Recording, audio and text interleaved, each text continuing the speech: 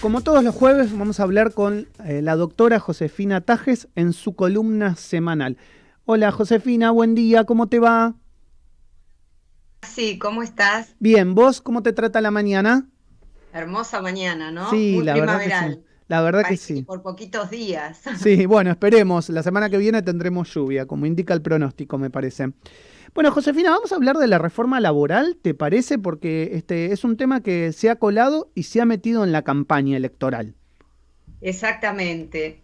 Mira, justamente hoy se va a celebrar el primer Congreso de Producción y Trabajo en el Museo del Bicentenario de la Casa Rosada. Ujú. De este congreso van a participar justamente empresarios industriales, funcionarios del gobierno y de los sindicatos. Y la misión que pretende es presentar las problemáticas y soluciones vinculadas a la producción y para poder dar impulso al empleo en este nuevo marco que genera la situación de la pandemia, ¿no? Ujú. Uno de los puntos que los empresarios tienen en cuenta es que el gobierno negocia un nuevo programa con el Fondo Monetario Internacional, donde realmente se apela a la generación de empleo desde el sector privado. Entonces, ¿qué es lo que pasa? Los empresarios actualmente están muy preocupados porque los costos y los riesgos son altos para asegurar la generación de puestos de trabajo. Ujú. Entonces están tratando de buscar cuáles pueden ser los cambios que se sumen a la agenda. Así, por ejemplo, tenemos que el titular de Aluar y de FATE propone avanzar con la jubilación anticipada en los casos de los trabajadores que están licenciados por edad de riesgo durante la pandemia. O Por sea, otra si parte, vos estás Caragosian, que es digamos, el dueño de TN Platex, de la industria textil, propone una mochila argentina. ¿Esto qué es? Esto es una mochila que va a permitir a los trabajadores que lleven consigo su fondo de indemnización de una empresa a otra ¿Mm? para bajar los costos del sistema para los empleadores, ¿no? Esto no es tan alocado. Fíjate, Maxi, que lo interesante, esto sería muy similar a lo que se aplica en el convenio colectivo de la construcción, que hay un fondo de desempleo al cual tanto el trabajador como el empleador hacen un aporte y al momento en que, ponete, acá suponete en la construcción, es al momento que se termina, digamos, o el edificio, o la tarea, que el trabajador cuenta con la posibilidad de tomar ese fondo de desempleo, digamos, hasta que vuelva a incorporarse a una nueva actividad dentro de la misma, dentro del mismo convenio. ¿Se Ajá. entiende? Sí, se entiende, se entiende. ¿Esto Así pasa que en no otros sería tan países? alocado y sinceramente aliviaría la carga en este momento, que más allá de que, bueno, como venimos hablando en las distintas columnas de los jueves, el tema fundamental está acá en la superposición de indemnizaciones, cargos y demás, cuando la realidad, la situación que vive el país hoy no daría para nada más de todo eso. Y más allá de no poder generar o crear nuevos empleos, estamos frente a la situación de la gente que que se ha quedado sin trabajo y que necesita cobrar sus indemnizaciones, Está bien, ¿no? Josefina, para entender, ¿esto sería una discusión que el gobierno estaría dando en el marco de las negociaciones o de las exigencias que pondría el fondo para cerrar un acuerdo? Exactamente, porque el fondo lo que está queriendo es que se genere empleo. Si no, Genuino, no vamos a tener privado. forma, ¿entendés? De cumplir digamos, de alguna manera con la deuda que tiene Argentina. Entonces, lo que necesitan es que se genere nueva generación de puestos de trabajo. Ujú. Y para eso, lo que los empresarios dicen es, bueno, ¿de qué manera podemos garantizarnos que los costos y los riesgos sean menores? Pues si no, no podemos generar nuevos puestos. Ujú. ¿Se entiende? Sí, sí, se entiende. Y me parece interesante todo lo que estás describiendo, porque claramente esto se coló en la campaña hace ya algunos meses con algunos sectores que digamos, ya vienen discutiendo en contra de estas medidas, como por ejemplo la izquierda, ¿no? Que viene discutiendo en contra de esto. Exacto, porque no solamente que vienen discutiendo, sino que vienen intentando soluciones parciales Claro, que no conducen a nada, como por ejemplo la disminución de la jornada de trabajo. claro. ¿Cómo podés estar pensando en una disminución de jornada cuando la realidad es que no hay trabajo? ¿Entendés? Y que es difícil generar esos nuevos puestos en función de la legislación que tenemos, que por supuesto tampoco está adecuada al momento, digamos, desde el punto de vista productivo que se está desarrollando en todo el mundo, no solamente en Argentina. Uh-huh. Por otra parte, también no te olvides que estamos con una fuerte discusión con la UIA, con la Unión Industrial, porque bueno, el presidente Daniel Funes de Rioja, como adelantamos la semana pasada, lo que estaba exigiendo es que frente a la situación de falta de presentación de la gente al ser convocada luego de ser vacunada, se tomaran medidas como descontar salarios, o sea, a modo de sanción, porque si no, imponer la norma, si no determinás cuál va a ser el castigo, en este país no funciona, porque aún determinando el castigo no se cumple. Entonces, digamos, de alguna manera lo que está diciendo Funes de Rioja es, bueno, si bien el Ministerio de Trabajo, a través de una resolución, dispuso que los empleadores deben y pueden convocar a aquellos trabajadores que ya tengan al menos una dosis, ¿qué pasa cuando el trabajador no se presenta porque dice no me quiero presentar o no me quiero vacunar? ¿Entendés? Entonces, tiene que ser global. No, y además te digo otra cosa, Josefina, que me vas a ayudar. Hay, digamos, situaciones de la vida cotidiana que se están presentando como casi o cuasi abusos. ¿Por qué? Porque mucha gente te dice, y yo no quiero ir a trabajar, ¿y cómo me subo al transporte público? ¿Y dónde dejo a mis hijos? ¿Y dónde hago tal cosa? Y vos decís, bueno, ¿y cómo hacías antes de la pandemia? O sea, hace año y medio que estamos en esta situación, ¿cómo pensás regularizarla? Bueno, fíjate lo que está sucediendo en la administración pública. Yo justamente ayer estuve en contacto con gente de la administración y del Poder Judicial y bueno, están con un serio problema en esta etapa de alguna manera de intimación para que vengan a trabajar, porque obviamente que un porcentaje muy alto no está en condiciones de trabajar, o sea, manifiesta, ¿no es cierto?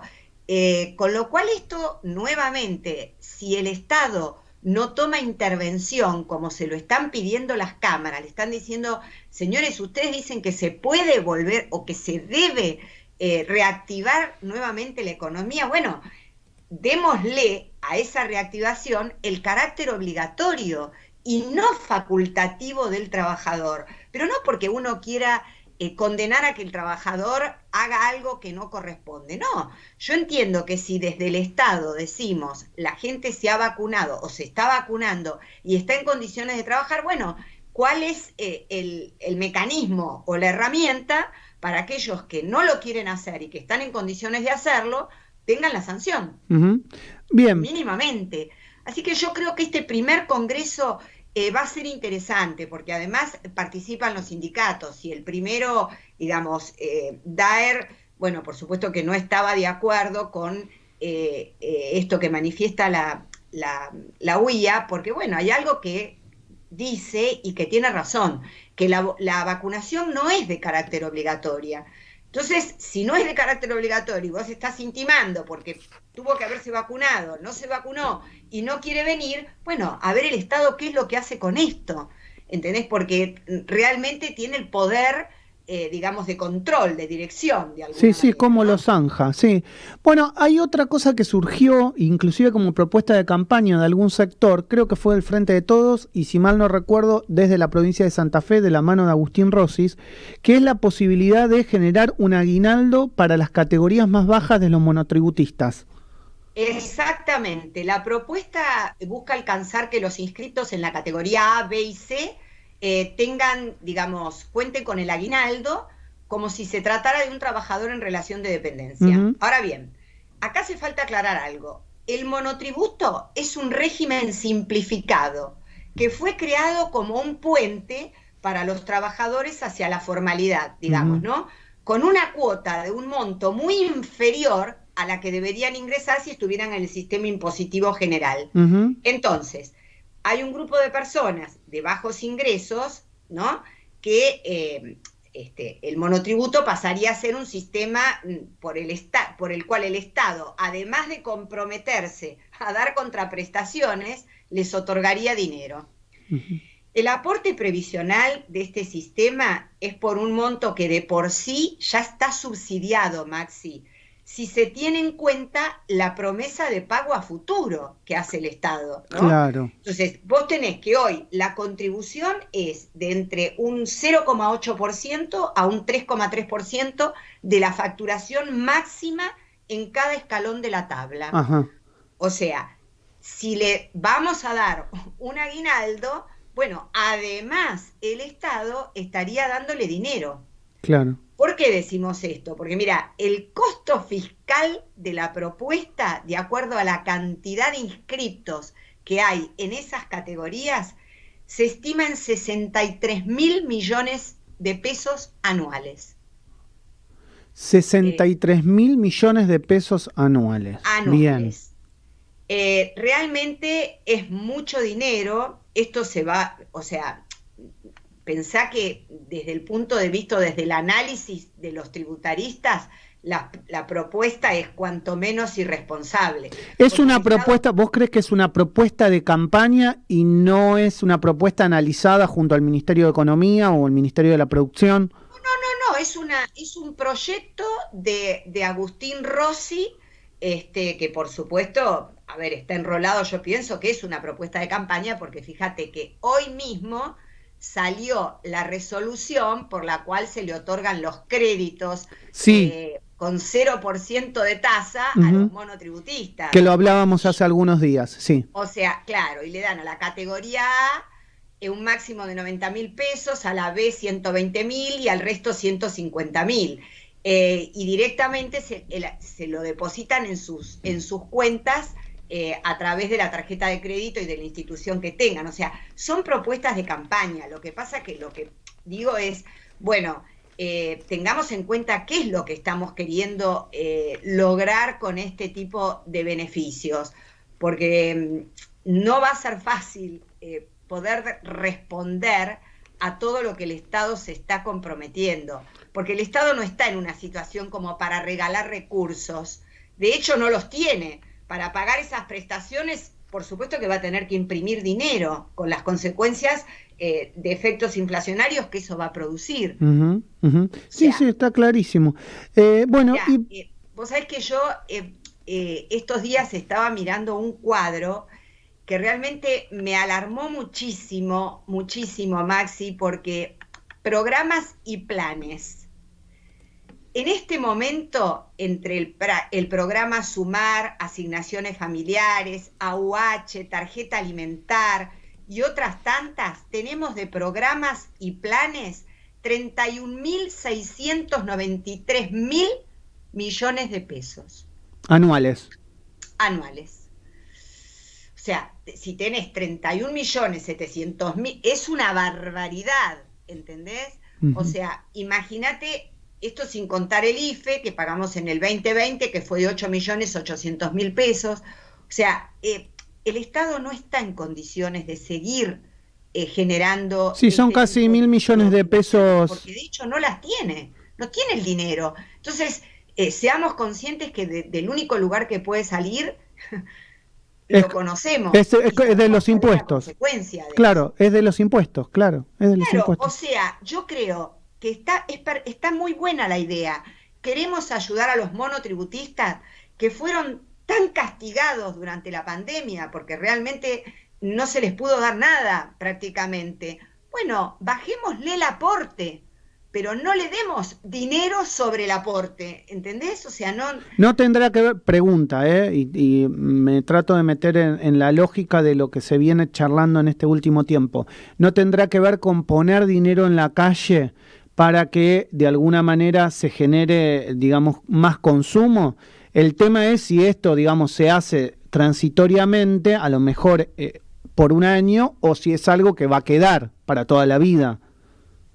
Bueno, la consecuencia que tenemos acá es que lamentablemente por experiencias en todas estas situaciones que van apareciendo por un año, es que luego se transforman en sine die, Claro, en derechos adquiridos, digamos. en derecho, ¿entendés? Entonces es muy difícil decir qué es lo que va a pasar con cada una de estas propuestas que luego por decreto o por ley se convierten en una obligación. Ujú. Entonces creo que la verdad que lo que deberían plantearse en este primer congreso es ser lo suficientemente cautos como para que podamos realmente generar empleo genuino y no que sigamos en esta rueda que nos va llevando cada vez más a la situación de falta de cumplimiento desde todo punto de vista, Ujú. porque también esto genera en el empresariado una contratación de otra naturaleza que tampoco la queremos, ¿no es Se cierto? entiende, claramente, Josefina. Y bueno, y para finalizar, me gustaría que ante esta situación tan difícil que se vive en el marco económico, hay muchas familias que han dejado de pagar créditos que se los está justamente llevando a la justicia para que hagan estos pagos y corren riesgo su vivienda, que por ahí es la vivienda única, la vivienda familiar. ¿Nos contás un poquito cómo nuestra gente puede proteger su vivienda de uso único Sí, cómo familiar? no. Sí. Antes de entrar en la protección de la vivienda, te voy a dar una buena noticia, que aunque esté dentro del marco de campaña, sé que la mayoría de las pymes la estaban necesitando y fundamentalmente un sector que vos sabés que yo cuido mucho, que es el gastronómico, Ujú. y es que hoy finalmente se definió a través de la FIP que las ejecuciones se suspenden por falta de pago Bien, de las obligaciones fiscales, se suspenden hasta el mes de noviembre. bien. O sea que no va a haber intimaciones ni ejecuciones. Esto me parece importante porque, bueno, es el sector más castigado, la pyme, y realmente están muy preocupados. Buena noticia. Bueno, ahora sí nos metemos de lleno en la protección de la vivienda familiar. Esta es una muy buena noticia porque este fin de semana el Colegio de Escribanos de la Ciudad de Buenos Aires organiza una jornada para realizar la inscripción en el régimen de protección de la vivienda familiar de manera gratuita. Qué bueno, qué bueno. Sí, muy bueno. Esto, a ver, ¿qué es lo que sucede? Lo que se intenta es que haya una protección de la vivienda afectada a bien de familia. La vivienda queda protegida frente a la ejecución de deudas, excepto los casos de hipotecas o deudas por alimentos o de expensas o tasas. El resto está todo cubierto, digamos, de alguna manera por la afectación a bien de familia. Según informa el colegio, si hay más de un titular y no existe parentesco entre ellos, se puede afectar la vivienda mientras estén todos de acuerdo y al menos uno habite la vivienda. Ajá. El titular que vive solo y no tiene beneficiarios puede designar también para afectar. Esto lo establece el Código Civil, y es importante decirlo, porque antes no se podía. Esto es con la reforma del 2015. ¿eh? Y bueno, para que la afectación se mantenga, al menos uno de los beneficiarios debe permanecer en el En el inmueble. inmueble. Si el titular de dominio está casado o vive en una unión convivencial inscripta, debe contar con la conformidad del cónyuge o del conviviente. Bien. ¿Está? Bueno, esta modalidad gratuita se va a llevar a cabo el sábado 28 entre las 10 y las 13 horas en el Colegio de Escribanos de la Ciudad de Buenos Aires, y que está en la calle Uriburu 763. Buenísimo. La verdad, me gusta que hayas descrito esta noticia y la hayas contado porque mucha gente por ahí no lo sabe y es importante en este marco tan difícil económico, la gente puede llegar a perder la vivienda de uso único familiar. Acérquense al Colegio de Escribanos, los van a asesorar. Es gratuito, como te está contando Josefina, no van a pagar nada y vas a poder proteger tu vivienda por deudas que puedan llegar a tener los titulares de la misma. Así que, la verdad, Josefina, repetimos la dirección y el lugar del colegio. Es en la calle Uriburu 763. Se puede sacar turno por internet y es www.cuidalotuyo.org. Buenísimo, buenísimo. La verdad que un servicio a la comunidad muy bueno en esta columna que acabamos de hacer. Es una situación tan particular porque la realidad es que mucha gente pidió de alguna manera créditos para compra de distintas cosas, ¿no? Y han puesto en garantía su vivienda familiar. Entonces, bueno, lo que se está queriendo ver es de alguna manera la protección de esto a futuro, ¿no es cierto? Frente a ejecuciones que no se van a poder cumplir porque, bueno, la situación fue difícil para todo el mundo, ¿no? Bueno, José, te mando un beso grande. Gracias por estos minutos, como siempre, en la columna semanal en Radio Sónica. Que tengan un lindo fin de semana y saludos ahí a toda la mesa. Un abrazo grande. La doctora Josefina Tajes charlando en la mañana del arranque aquí en Radio Sónica.